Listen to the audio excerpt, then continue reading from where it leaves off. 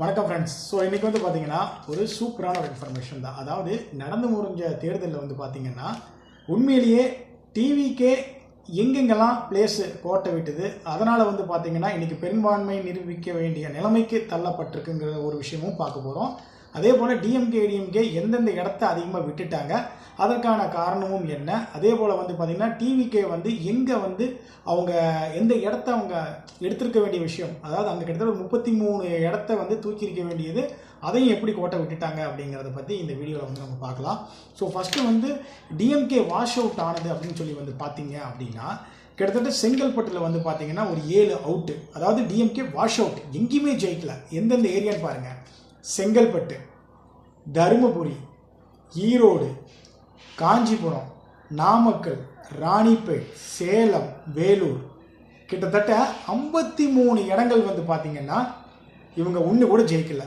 அதாவது 53 இடம், ஒரு இடம் ரெண்டு இடம் இல்லைங்க, 53 இடம். கிட்டத்தட்ட ஒவ்வொரு இந்த தொகுதி, செங்கல்பட்டு தொகுதியாக இருக்கட்டும், தருமபுரியாக இருக்கட்டும், ஈரோடு, காஞ்சிபுரம், எங்கேயுமே வந்து பார்த்திங்கன்னா இவங்க வந்து ஜெயிக்கல. டிஎம்கே செங்கல்பட்டில் 7, அதில் ஒன்று கூட வரல. தருமபுரியில் 5, ஈரோடில் 8, காஞ்சிபுரமில் 4, நாமக்கல்ல 6, ராணிப்பேட்டு 4. அதாவது நான் ராணிப்பேட் கூட எக்ஸ்பெக்ட் பண்ண வரும் அப்படின்ட்டு. வேலூரில் கடைசிக்கு அங்கேயாவது வந்து பார்த்தீங்கன்னா ஒரு 5, சேலமில் 10 இருக்குது, 10ல் ஒரு 5 கூட வந்து வரல அப்படிங்கிறத டிஎம்கே உடைய ஒரு மிகப்பெரிய என்ன சொல்கிறது, அதுவுமே ஒரு தோல்விக்கு அதுவே ஒரு பின்னடைவு தான். கிட்டத்தட்ட வந்து பார்த்தீங்கன்னா 10 இருக்க வேண்டிய சேலத்தில் 5 கூட வரல. சிவகங்கையில் வந்து பார்த்தீங்கன்னா கிட்டத்தட்ட வந்து 4 தான் இருக்குது, அதில் அவங்க அட்லீஸ்ட் 1 கூட வந்திருக்கலாம். அதாவது நிறைய வாய்ப்புகள் இருந்தும் கூட வந்து பார்த்தீங்கன்னா இந்த 53 இடத்த வெல்ல வேண்டிய டிஎம்கே வந்து ஒரு இடத்த கூட வந்து ஜெயிக்கல.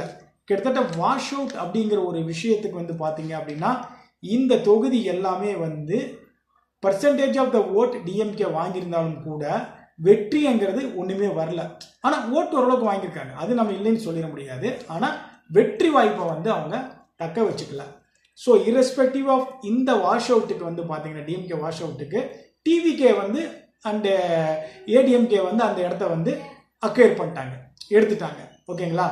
சரி, இது வந்து டிஎம்கேவோட வாஷ் அவுட் பிளான், சரி, wash out places. Okay, next அப்படியே வந்தோம்னா ஏடிஎம்கேவோட வாஷ் அவுட் பிளேஸ் பண்ணுறாங்க. பார்த்தீங்கன்னா சென்னையில் கிட்டத்தட்ட 14 இடம் அவுட்டு.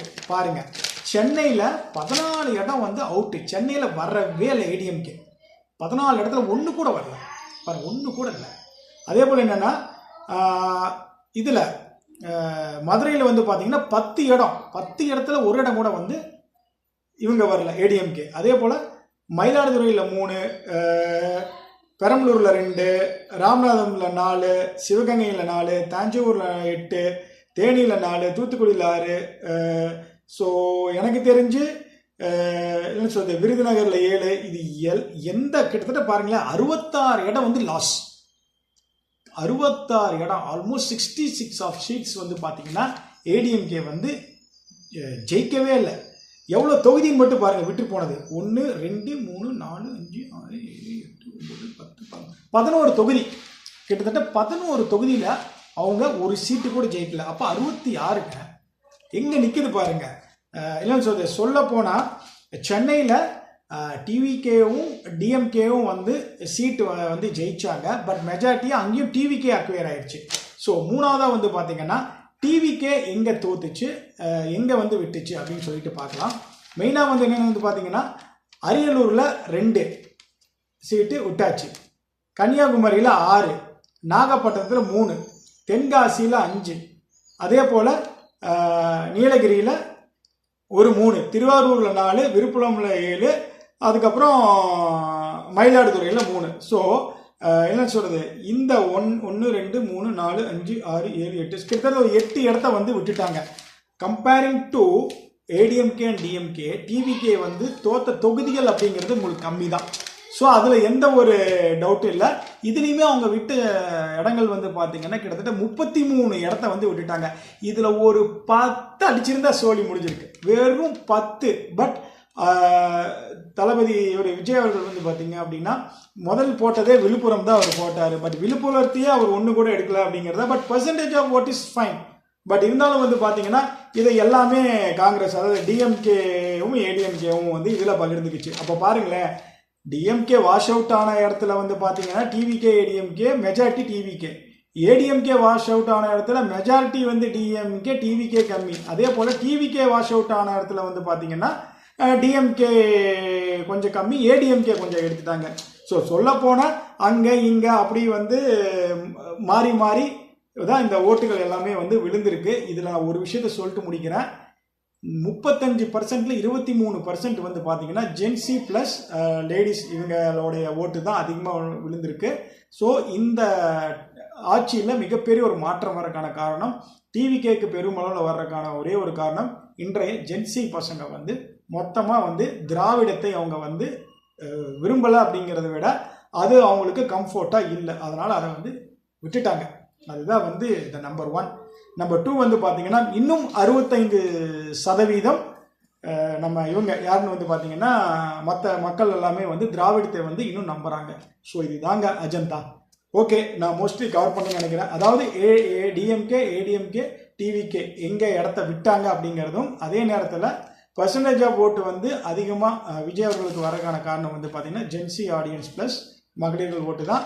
பட் இருந்தாலும் திராவிடத்தை வந்து இன்னும் மக்கள் வந்து கையில் வச்சுருக்காங்க அப்படிங்கிறதுக்கு அந்த 65% ஓட்டே வந்து ஒரு உதாரணம்.